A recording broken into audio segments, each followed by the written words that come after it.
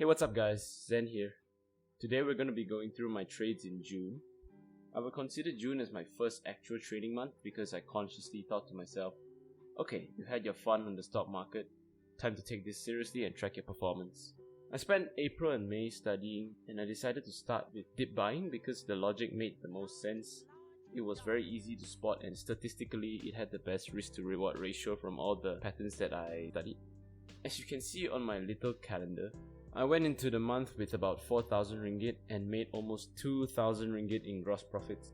But fees are extremely painful for high frequency trading here, so I ended up with a net profit of over 1,200 ringgit, approximately 32% return on my starting capital. First thing that stands out is on the first day, I took a 22% hit to my account, taking an RM855 loss to start the month. This trade was done on LKL, where I bought and held overnight hoping for a gap up. However, I got greeted with a huge sell-off within the first few minutes of the open. Just a side note, I usually trade on a 1-minute chart, but I have limited history on my charts right now, so I can only show it in the 3-minute chart. But look out for my video on my trading setups where I explain what type of charts I use and the indicators coming in the near future. So LKL had a very strong green day the day before, breaking out of recent highs, so I thought that the momentum will actually continue into the next morning. But when the morning bell rang, it gapped down 7% and it continued panic selling. So of course when I saw this happen, I was so stressed out, and to make things worse, my broker at the time, Rakuten, who is famous for not functioning, decided to not allow any orders. So I sat there watching the stock drop, praying to God that Rakuten would just let me cut my loss quick. In the end, Rakuten filled me near the very bottom and I started the month down about 900 ringgit after fees. So this is the risk of holding overnight, and this single trade will forever remind me that overnight risk is uncontrollable for my trading style and I'll never ever do this again. So there I was, 3,000 left in my account, thinking about quitting before I even began. Luckily for me, the sell-off continued the next day. June was the month where a lot of retail trading started picking up and glove related counters were getting way too overbought. So when things started to sell, panic followed suit. The next day, all glove counters started dipping hard at around 10:30 am and I was there waiting for the rebound. Just a reminder again, I usually trade on the 1-minute chart, so the entry was a lot clearer. I have a video plan showing how I look for potential dips and how I set up my entries and exits. And if you haven't already subscribed, please click the subscribe button below so that you won't miss when I post a new video on my strategies. I plan to post a new video every week and I would really appreciate your support. Okay, now back to the charts. So I watched as the stock kept on selling and selling with a lot of heavy selling pressure on the order book. I moved my buy order down every time it broke new lows and had my buy ready for when the rebound would happen. At this point in time, my heart was racing and I probably looked very weird staring deep into my computer screen, and when I saw the buyers come into the order book, I slammed my enter key and prayed that my broker filled my order. I ended up entering at about 5 ringgit 60 cents. This is the pre-split price and it was smooth sailing from there on. I ended up selling into the selling pressure at around 6.75, again pre-split price. So this trade actually net me about 1 ringgit and 15 cents per share, and with 500 shares, that's about 550 bucks in profits. Earlier that day, I also took a morning panic dip buy on Comfort with an entry of 3 ringgit 90 cents and I sold at about 3 ringgit 44 cents, and that was another 200 bucks within 4 minutes. So on day 2, I managed to crawl back most of what I lost on day 1. And with that one strong day, I regained my confidence and cleared the tilt from the day before, and I was back on track. And then nothing significant happened for a few days until the next week where I started trying to buy breakouts.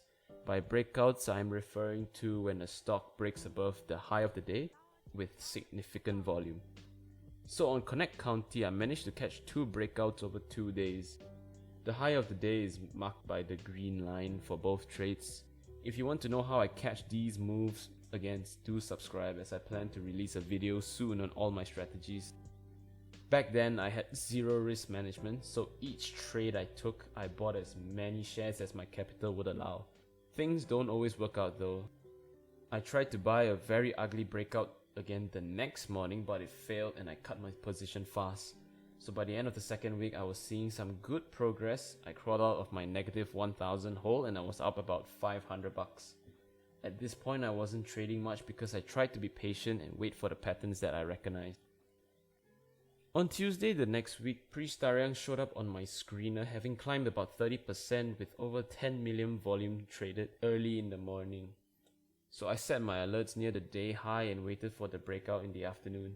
This was one of the most beautiful breakouts at the time, breaking day high with increasing volume, gaining another 30% from the high of the day. Unfortunately, both my entry and exits were horrible. High of the day was 42.5 cents. I chased the move and entered at about 46 cents. I was late, but I decided to buy in anyways, and I sold it all at 49 cents. It then continued to climb another 8 cents to a high of 57 cents on the day, so I actually left 60% of the gains on the table. This was the first high momentum breakout that I actually caught, and the panic from entering late and worrying about losing my gains made me miss majority of the move. I felt stupid, annoyed. I beat myself up mentally about not holding it. I can't think of anything else I've done where I've gotten annoyed after winning. However, I took every single trade as a lesson and I started to dig deeper into my exit strategies, which I plan to cover in one of my upcoming videos.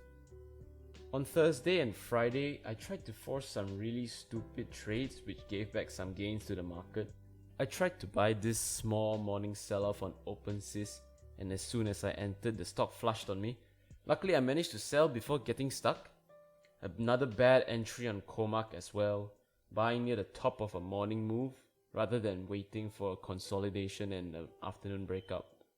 Up to this point, most of my trades have been pretty decent. I followed my patterns, kept my stop loss strict, and I can see the steady gains from this. The rest of the small gains through the next few days were quick momentum plays on afternoon breakouts.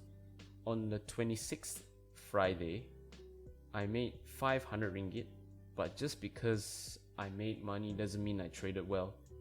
I was getting confident and wanted to explore the realm of warrants. Warrants are basically call options that mimic the movement of the mother share, but you can buy a lot more because the prices are usually very low. I saw App Asia dipping and wanted to try and catch a rebound move, but I wanted to do it on the warrant. I bought in way bigger than I was used to, and this trade felt like I was gambling rather than trading. So I was panicking the entire time, worrying that the warrant would turn on me and then sweep all of my gains away. So I bought in and sold it into the first big green candle and ran away with my profits. But of course I tried to dabble in another warrant a few days later, and to no surprise I gave back some of my gains. So overall, June was a great starting month. Even though my share sizes were quite awkward due to my small capital and the fees being approximately 0.8% of my entry capital per trade, I managed to squeeze in a solid 32% return on the month. Money aside, it felt great seeing practical and real returns from all the theory I had in mind. Even though I started deep in a hole at the start of the month, I managed to maintain my mental capacity largely thanks to the strong dip I managed to catch on the second trading day of the month. I expected some mental challenges for the coming months, but I would never expect how challenging it actually is when you start to scale up in size.